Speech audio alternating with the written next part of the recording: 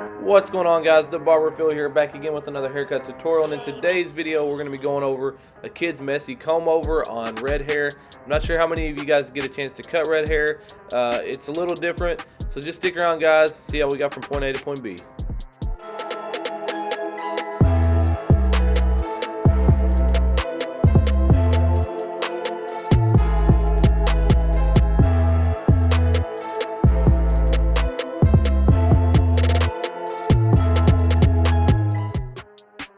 So we're going to kick things off here by saturating the hair really well, making sure that we take out any memory that the hair may have. If they've slept on it, if they've worn a hat, if they've worn a hoodie, anything, you want all that imperfections kind of out of the way. Comb the hair in whatever direction that it naturally wants to fall, which for this particular client, it's pretty straightforward. And then what I'm doing here, I'm taking the wide tooth side of my comb, I combed everything forward, and then I paid close attention to where there should be a particular section or even a particular line in those grooves from your comb where you can see the hair wanting to fall down towards the side, and then where the rest of it wants to stay either going straight forward or growing up towards the top. And so I found that groove line, I combed whatever wanted to fall down to the side, combed the rest of it up toward the top, and as you guys could tell right there, it did come out pretty symmetrical, so I knew I did my job correctly.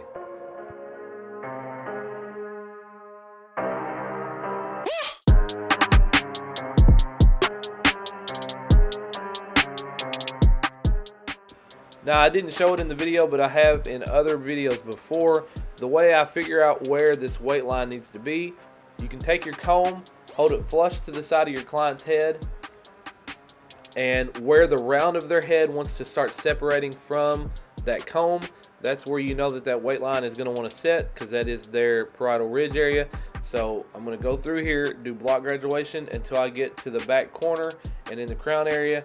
It's my personal preference once I get back in the corners in the back to go to a, instead of a horizontal block graduation style, go to a vertical style and start pulling, instead of going my hands side to side on his head, they're up and down. Hopefully that makes sense. But I'm going to travel that all the way around until we get to the other corner, and then we'll go right back into the horizontal block graduation, and then we'll get into cutting the top down.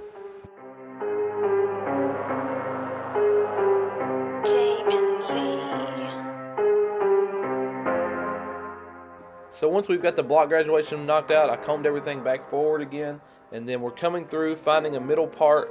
I'm going to leave that front corner in the fringe area. I'm going to leave that alone for now. We're just going to make sections back through here on this right section, making sure that we do some pretty deep point cuts because we did want it textured. We wanted to take length out, add some texture, and also, you know, thin it out a little bit as we went. So we're going to work our way from front to back, making sure that we pull from the previous section to make sure that we have a consistent guideline back through there. Then you can do the same thing on the opposite side. And then what you can do is go right back, comb everything forward again, and then take out any peaks and valleys that are, you know, very noticeable in the middle, and that should give you a nice consistent top up there without having any type of major blunt cuts. That's one thing that I know I've had issues with when it comes to shear work, is I used to cut everything blunt straight across, and then when it gets done, different hair textures, especially like blonde hair, you can literally see every section that you came through and cut. And so that's why I've definitely enjoyed learning how to point cut a little bit better, because it just kind of eliminates that risk of the very noticeable point cuts. So we're coming back through, making sure that we take out all the peaks and valleys. We're cutting the fringe down here a little bit, and then we're just going to go back through here, continue to texture it, continue to point cut until we get a desired look on top. Then we can blow dry style it and get right into the sides. Jvminlee.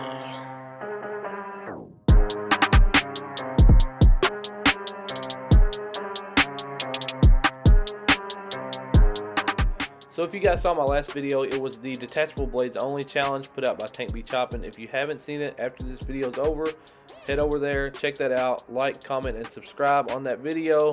The reason why I'm bringing that up is you guys will see here in just a second, we're going to be using the Oster Octane detachable, cordless detachable clipper. I'm going to start off with a 3.5 blade. And the reason why I'm doing this, I bought a Andy Super ZR back in barber school, and I started off that video with those, and I figured out that they were not feeding the hair very well. So I put them up.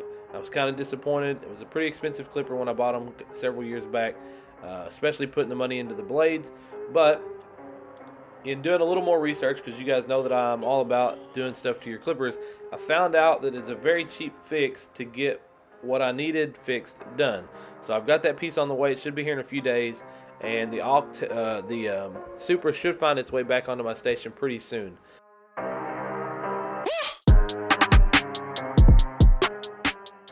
So without much effort at all, guys, we took that 3.5 blade there and we completely debulked that side. I come straight up and off, and then what I'm doing here is using the Ergos and a little bit of clipper over comb to completely soften up the rest of that line between the sides and the top.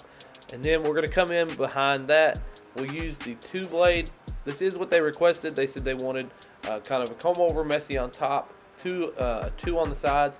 So that's what we're going to do. This is one of those things, guys, where I feel like a detachable does have its place in the industry, as long as you're open to using blades, and you're open to not using blades when need be. I don't think you need to be stubborn and think that you have to cut with blades. I don't think you need to be stubborn and feel like you are not a barber if you're still using blades. So that's my honest opinion on it.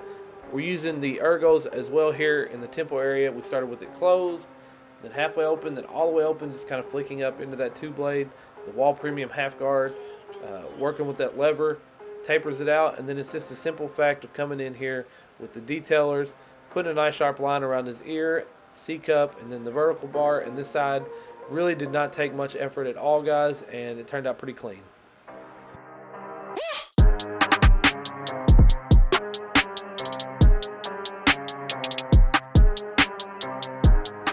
Alright guys, so it's that time in the video again where I'm going to be a broken record and ask that if you're watching these videos and you're not subscribed, do me a huge solid. Go ahead and hit that subscribe button. Turn on that notification bell, the way you never miss another video from me. Like, comments, subscribing, all those things help us get into the algorithm so that we can get these videos out to more people, which is the ultimate goal. So make sure that you guys go ahead and hit that subscribe button.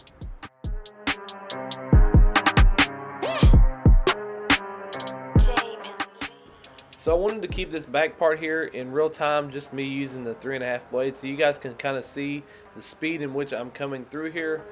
We do flick out a little bit once we get up to that parietal ridge area. We don't want to come up through there and be slow about it, because that could leave a line.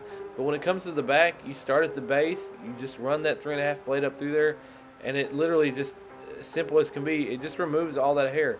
So when you have those simple haircuts that don't require real harsh fades or bald fades or drop fades or high fades, whatever, the blades do come in handy. I mean, that's the only way I can describe it, is they're convenient and they come in handy. That's the best way I can describe it.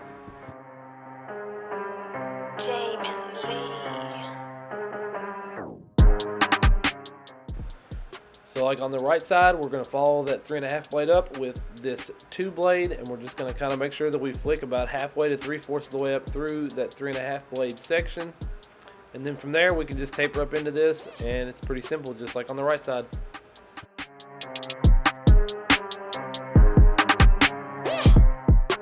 One thing I have noticed with my red hair clients, guys, is that their skin does seem to be more susceptible to being irritated, so be careful when you are cutting any clients with red hair and you're using real sharp liners. I actually decided to use just the detailers instead of the FXs because they do hit a little bit softer for me. So I flicked out the bottom part there with the detailer. We did an open Ergo, then halfway open, just to finish off the in between the detailer and the open section. Now to blend that open section up into the 2 blade we did, I went with the Babyliss half guard instead of the premium half guard. This is a tad bit longer, and then it's just a matter of getting right back into the other side here, using the same steps, starting with that 3.5 blade, making sure that you're very smooth with your motions through here. You're letting that hair feed through the blade nice and even, and then that's really going to cut down on your time spent and the cleanliness of your fade.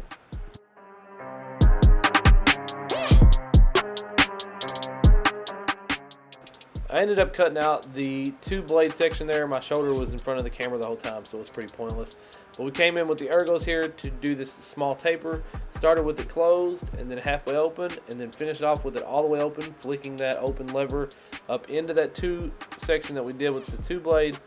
Now we've got the Wahl Premium half guard as that eraser there to go from the open section up into the 2-blade. Make sure that we got all the perimeter work here done with the detailers. We're using that blade and kind of scooping it across there, just letting it glide across the skin. I have my detailers set pretty well. I think they're out of the box really good. So hats off to Wahl for that. I mean, almost as soon as you take the detailers out of the box, they should be where you want them. You might be able to sharpen them up a little bit, but for the most part, for me, they're meant for kids or tapping in bald lines and still being able to take that bald line out.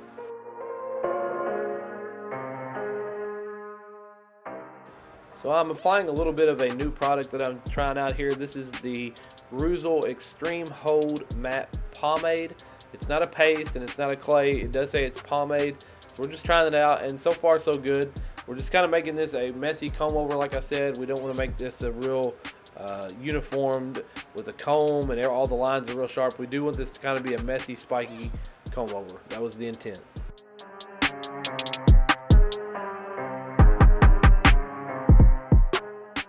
So here's the before, guys. Make sure that y'all take a second, like the video if you liked it, dislike it if you didn't. Consider subscribing if you're new, and I've got my fingers crossed that every single one of you that are not subscribed will do that for me. Make sure you turn on the notification bell, that way you never miss another video from me. Sunday and Wednesday is the schedule as always. At some point, guys, we may look to maybe doing 1 video every 5 or 6 days instead of 2 a week. I don't know. I'm going to stick with the 2 a week right now, see how it goes. Anyways, guys, y'all know I'm the Barber Phil. I will catch you on the next one. I'm out.